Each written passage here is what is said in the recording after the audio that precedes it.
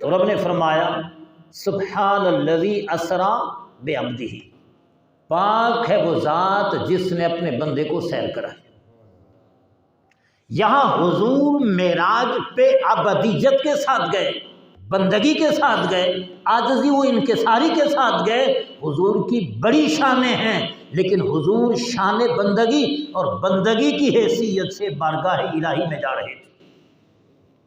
یہاں پر علماء نے بڑی عجیب بات لکھی ہے، ایک ہے رسالت، ایک ہے بندگی، ایک رسالت ہے، ایک بندگی ہے۔ حضور شب معراج شان رسالت سے نہیں گئے، شان نبوت سے نہیں گئے، شان محبوبیت کے ساتھ نہیں گئے، بلکہ شان عبادیت، شان بندگی کے ساتھ گئے۔ اس کی وجہ کیا ہے؟ علماء فرماتے ہیں رسالت کیا ہے؟ رسالت حق سے مخلوق کی طرف انصراف کا نام ہے۔ رسول کیا ہوتا ہے؟ رب سے لیتا ہے، امت کو دیتا ہے۔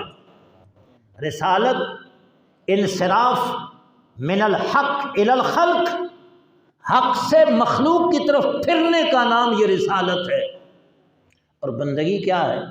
مخلوق سے حق کی طرف جانے کا نام یہ بندگی ہے، یہ عبادیت ہے۔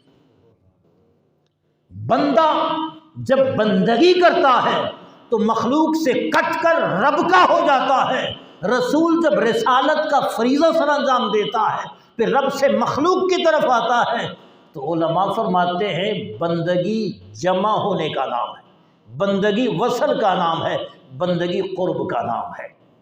کہ جب سب سے کٹ کر تم اللہ اکبر کہہ کے نماز کی نیت کرتے ہو، بندگی بجا لاتے ہو، تو دنیا سے کٹ جاتے ہو، ہٹ جاتے ہو، دنیا کو پیچھے چھوڑ جاتے ہو، رب سے مل جاتے ہو، رب کا قرب حاصل کرتے ہو، رب کا وصل پاتے ہو، رب کے ساتھ راز و نیاز کرتے ہو، رب کے ساتھ کلام کرتے ہو۔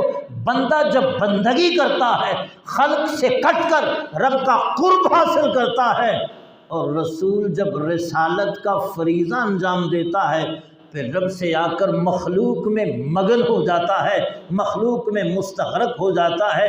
لہٰذا رسالت میں جدائی کا تصور ہے اور بندگی میں وصل کا تصور ہے۔ اس لیے جب حضور شب معراج میں جا رہے تھے، رب نے حضور کی شان بندگی کو بیان فرمایا، حضور کی عبادیت کو بیان فرمایا کہ حضور شان رسالت سے نہیں بلکہ شان بندگی کو لے کر بارگاہ رب میں حاضر ہو رہے ہیں۔